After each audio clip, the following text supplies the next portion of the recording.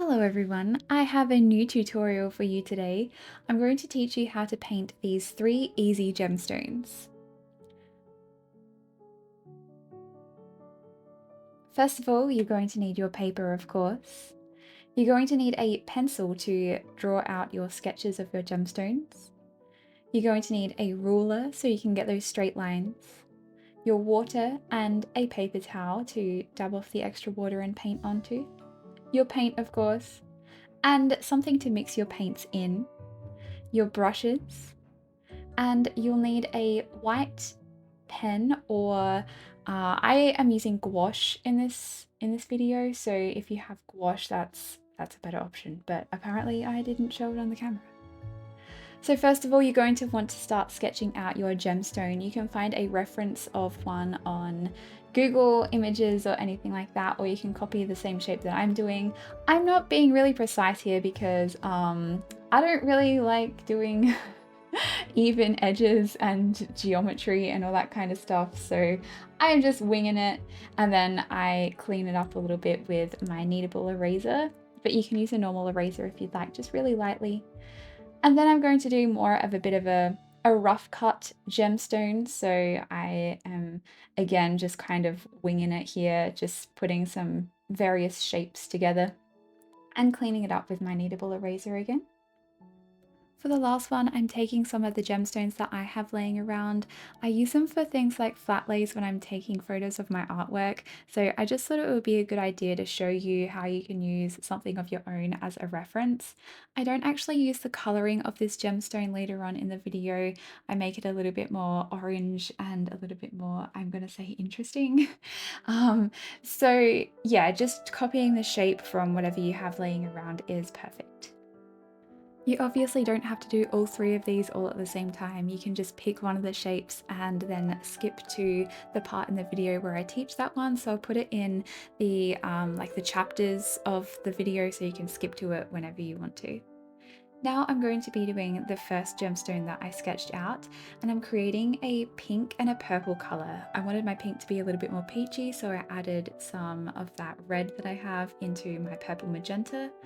I'm also putting down some yellow for the reflections and highlights. So I'm dipping into my colours now and painting the flattest surface of the gemstone that I drew before, and I'm creating a gradient from that peachy pink colour to that purple colour and going maybe like 3/4 of the way up the gemstone before I dip into my yellow and I start creating the reflection from the other side, and still creating that gradient but trying not to mix them too much so it doesn't get muddy. It doesn't have to be a perfect gradient, this is just our base layer, but as always in watercolour we're going to want to make sure that our base layer and every other layer is dry before putting a new layer on. So I use my hairdryer for this, but you can air dry it if you'd like to. On this surface, I'm going to be creating a yellow peach gradient. Every surface is going to reflect light differently, and I don't claim to be an expert on how gemstones work or to have it completely accurate to what it would actually look like in real life, but the way I do this is, I think it looks pretty believable. So I make every surface a little bit different in color based on where my brain would think that the shadows and the highlights would go. They're kind of a bit unpredictable when it comes to gemstones though, so it doesn't really matter if you're getting it correct or incorrect. So on this one I'm doing a purple face, so it's reflecting away from the light. It's just how my brain is figuring out how it's going to be reflecting. So I complete 3 of the different sides that aren't touching first, and then I go through with my hairdryer and dry them before finishing the other sides that I haven't touched. Also keep in mind to make sure the direction of your brush strokes are going in opposite directions.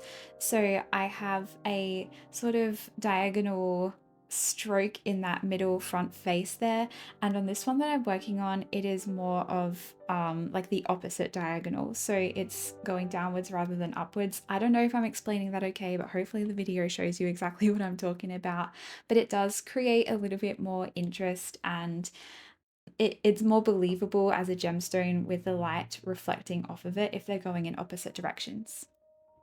So I just keep going with that gradient technique and filling in the spaces that I haven't done yet, and keeping in mind those little tips that I gave before of how the light would reflect on each different surface. So making sure the gradient is different, making sure the brush strokes are going in different ways, that kind of thing, and completing each of those sides of your gemstone. Don't worry too much about the edges as well, they might be a little bit messy.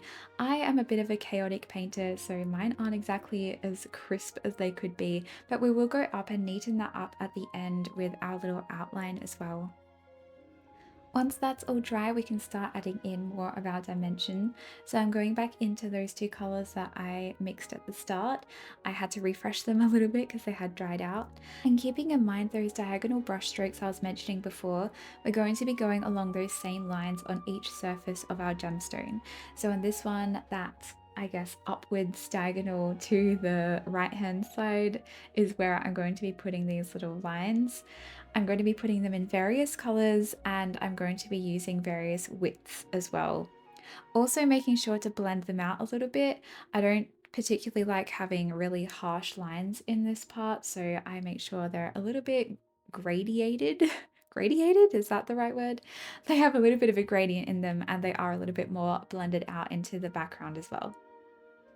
When you're going up the surface of the gemstone, make sure you're using the same kind of colors that you used in the background. So I started with that peachy pink color, and then that middle line is the purpley color, and now I'm going in with a yellowish color with a little bit of hint of that peachy pink color. Now to the other surfaces, we're going to pretty much copy that same technique just on smaller sides, and again make sure they're going in the opposite directions, or the direction that you originally put the brush strokes down as. Keep in mind with the surfaces we use the darker colors on, we can also use darker lines on top of, and the ones that we didn't use dark lines on, try and be as minimal as you can with these little brush stroke lines. So the one in the top left is going to have barely any lines at all.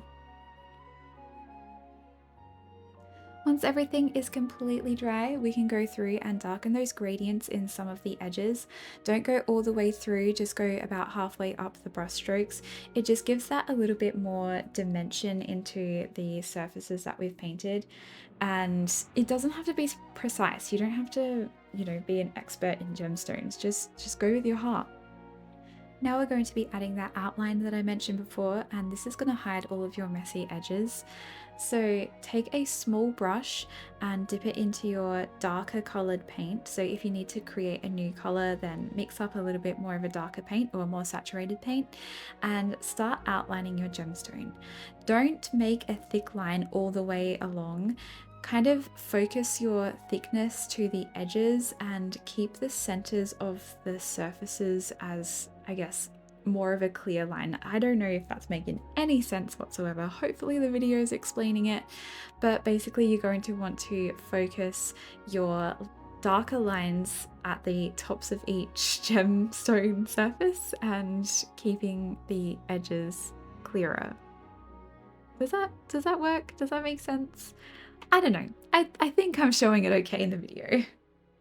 The other thing I make sure to do here is at each of the vertices, at each of the points of the gemstone, I'm making the line a little bit thicker and creating kind of almost a mini surface that we're going to make reflective later. So now I'm going into my gouache. I'm using Winsor & Newton Designer's gouache here, but I actually do prefer the whole bean gouache. I feel like it doesn't turn as blue-gray when it dries. Sometimes white paint does that. So I'm going through with my gouache as a gradient, again with those same diagonal brush strokes that we were using before in the same direction, just where you think your light would be hitting your gemstone. So I'm kind of doing it on the opposite corner of where the light is. I feel like it shows up a little bit more in that respect and makes it a little bit more reflective. I don't know if that's how it would be in real life, but that's how my brain feels like it would look better in a painting. So I'm going ahead and doing that on each surface and lightening it up where I have to, going over it where I have to, because this gouache is a little bit more transparent than the whole bean one. So adding some dots, adding some lines, just some interest in the gemstone where the reflections would be, and going until my heart's content. I also bring in my white gel pen at the end to add some extra dots and stars, just to sprinkle a little of that galaxy vibe that is my signature into the piece as well. This is also where I highlight those little surfaces that we made at the end of our painting the outline. That is our first gemstone completed, and we're going to start on the next one. I've mixed up two different blue shades here so we can have a little bit of difference in our gemstone colors. And again, I'm starting to do a gradient in the first surface of this gemstone. It's going to be kind of like my galaxy tutorial, so if you haven't watched that, I will link it in the iCard and the description box below if you wanted to go check out how I do galaxies. I'm pretty much using a wet on wet technique here and creating another similar gradient to our first gemstone, but making it a little bit rougher, I would say. I don't blend it out and I let it dry as it wants to, and then I work on the next sections using the same technique. For this one, I am making sure that the bottom of the gemstone is still nice and light and making the tops of it a little darker. So this technique, or this gemstone in general, is a little bit easier than the one we just did with the high reflection. This one, I guess, is more of a rough cut gemstone. Since we went through a lot of the techniques in the first gemstone, there's not much really to instruct you of here, just to remind you to make sure to dry everything in between each layer. I kept it in for this one so you could see my hairdryer in there a little bit, and still that same idea of having some sides a little bit lighter and some sides a little bit darker. I'm being a lot more careless, I guess, with the way I'm dropping in paint colors as well. So putting the variations of each of those blues in each surface so it creates, again, that galaxy effect that I mentioned earlier. Now with all of those sides done, I'm going to be doing the outline. Again, I'm creating those vertices as a little bit more of a flat shape. So I'm kind of painting in, like, I would say a diamond shape on each of those points. And that's going to create another surface for us to do a reflection on later on when we're doing the highlights. This gemstone was a lot easier than the first one. I probably should have started you off with this one, but I decided that I wanted to throw you into the deep end. So again, with these lines, make sure that you're making the edges of them right on the corners or near the corners as the darker sections, and then lightening them up in the middle of the edge, if that makes sense. I always struggle explaining that. I struggled in the last gemstone too, but you know what I mean. To increase a little bit of that depth, I'm going back in with that dark blue color and really roughly dropping in some color here. So I want to create that, I guess, more exaggerated galaxy effect, just to bring it in a little bit more shadow, a little bit more depth, and a little bit more interest into the surface of the gemstone. Again, you really don't have to be neat here. I will go in with a paper towel just to create some little extra texture in it as well. You can also use salt for this part. So if you wanted to try the salt technique, you can put salt on while it's still wet and it will create this, I guess, mottled effect in your paints. And you have to make sure that you don't dry it with a hairdryer though. You have to let it air dry if you're using that technique, because otherwise you're going to get salt everywhere. So you could see me using that paper towel technique just there and making sure to do it while it's still a little bit wet. I kind of let it dry for the slightest amount of time before I go in and do that, so it keeps the texture visible. Otherwise, you're just going to lose it again in the water and it's just going to blend all together. So bringing back our gouache, we're going to start painting in the reflections. This one's not going to be as smooth and uniform as the one we just did. This one's going to be a little bit more rough like the rest of the gemstone that we have been working on. And I'm just kind of dropping in the edges, the white reflections. So again, like, keep it super rough, keep it super loose, and it will have that effect of just this kind of still shiny but rough cut gemstone. And also make sure to highlight that little vertices point that we created before, so it has another reflective surface to make it look a little bit more realistic.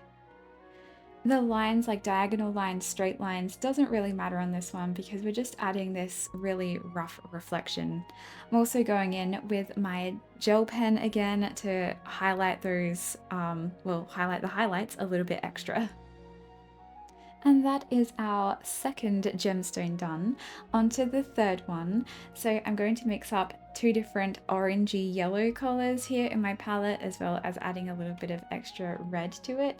And I'm going down with a wash of clear water first. So we're going to again be using that wet on wet technique for the base surface of this gemstone. And here's where the fun part comes in. We're going to start dropping those colors that we created before, the yellows and oranges, into the wet surface that we just created. This is going to be very, very similar to the galaxy technique that I mentioned earlier, so if you needed to go watch that video, it again will be in the description box below.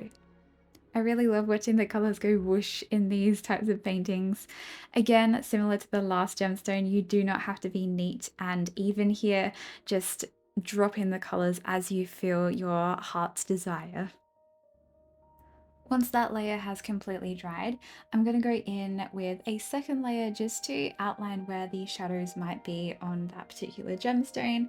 So I'm focusing it kind of a little bit away from the edge, so I'm not really going right up to the edge. I'm keeping a little bit of a gap there and making a gradient or a fade right into the middle of the gemstone. I'm doing that with all the different colors depending on whereabouts I'm painting, and you can also see I'm dropping in a little bit of this aqua blue color to almost make it look like it's see-through. So maybe it's in front of something that's blue, maybe it's outside and you're seeing the sky reflecting behind it, and that just gives it a little bit of extra dimension. And again, this doesn't have to be super neat, it can be pretty rough. We're going to clean it up a little bit at the end anyway. This is where we can get a little bit creative. So I'm going in with one of my orangey colors and starting to create these zebra-like stripes through the middle of the gemstone.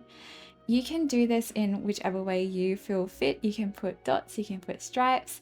It just adds this little bit of extra something into the gemstone. A lot of gemstones have these impurities, have these patterns inside of them. So I'm just trying to replicate that with my paint.